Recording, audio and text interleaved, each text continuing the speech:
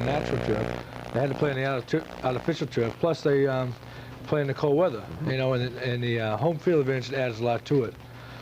So, you know, Dan Fouts went out there, used to play in 75, 80-degree weather. He's 59 below zero. It's going to kind of hinder his passing ability. San Francisco, Dallas. Did you find that at all surprising? Well, Dallas is a great turf player, natural, artificial turf player. You know, they get the Dorsett and the quick guys like that. They go out there in a little sluggish field like that, and San Francisco's used to playing on that, and it's going to hinder their performance a little bit. But they played better than I expected them to play. I figured San Francisco would beat them by a little bit more than they did, but they put on a good show, the quality team that they are. Got to ask you for your Super Bowl prediction. Cincinnati versus San Francisco in the Pontiac Silverdome. I think Cincinnati will beat them. Cincinnati has a little bit more experience than they do. I think the quarterback, Anderson, will be a little bit more poised than the other quarterback, and I think as far as offensive, defensive line, I think Cincinnati has a little bit of edge on them. Okay. Well, I tell you, he was 2 for 2 in the pre-games because I talked with him earlier in the week, and I'm going to listen to you from now on, really. I want to know, though, Fred, you've played in the playoffs now for a couple of years with the Buffalo team. Is there really a big difference between the playoffs and the regular season, and what is it?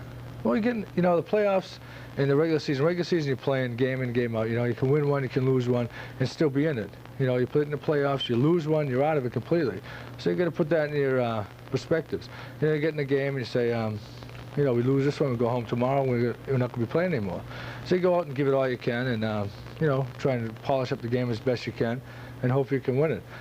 We went out this year, we just didn't have the polish we had to have. Cincinnati had a little bit more poise than we had. Didn't put the mistakes on, didn't make the mistakes we had, and we lost. You know, pro football is a game of trends. You know that as well as I do. And the last few years, everyone's going to that 3-down lineman. Now, why? I'd like to know why. Well, 3-down lineman gives you the advantage of covering the pass a little bit better with a couple more linebackers and defensive backs.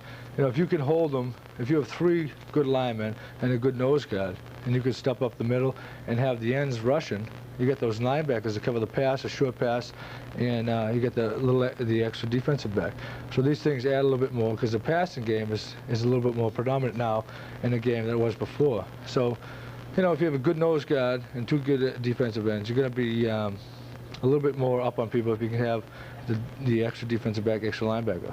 They call your job nose guard or nose tackle. People who watch professional football say it's the most thankless and the most difficult job in pro football. Does it take a special kind of person to do that, to get down in the trenches? Because you take an awful beating. Well, when you're on a center, you know, when you get buried by 2 guys, no one notices. You know, you get a pile on top of you, no one sees who you are. Every once in a while, you get to jump offside so someone can say, hey, I know that. That's him. Yeah, that's him down there. Imagine us 2 going against him. But it's, you know, it's a tough position, but once in a while you get your gratitude. You pick up a fumble, you jump up and down and say, hey, look at me, I'm playing here, too. Fred, I want to go back to '79 when you were drafted. You played at Boston College, you played at Waltham. Were you a bit disappointed that the Patriots passed over you and picked Rick Sanford, actually, and then you went to Buffalo?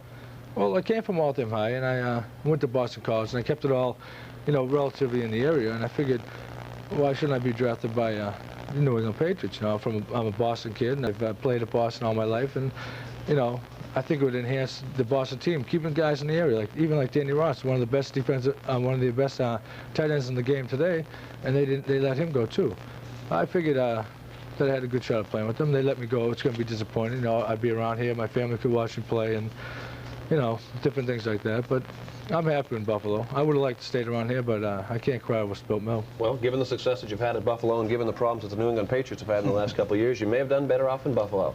Fred Smerlas, thank you very much for taking time out and being with us tonight. Appreciate it. Thanks a lot. Thank you very much. Good luck next year. He's going down to Hawaii for the Pro Bowl game, and Patriots sure could use a nose tackle like him. Well, it's all down to 1 game in the NFL, and when Sports 7 returns, John and I will make our picks